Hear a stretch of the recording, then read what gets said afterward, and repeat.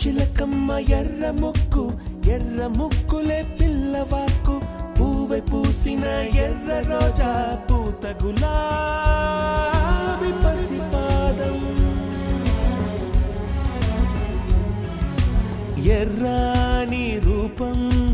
ఉడికే కోపం ఎర్రాని రూపం ఉడికే కోపం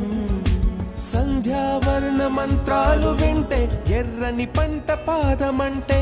కాంచనాల జిలుగు పచ్చ కొండ బంతి గోరంత పచ్చ పచ్చ పచ్చ పచ్చ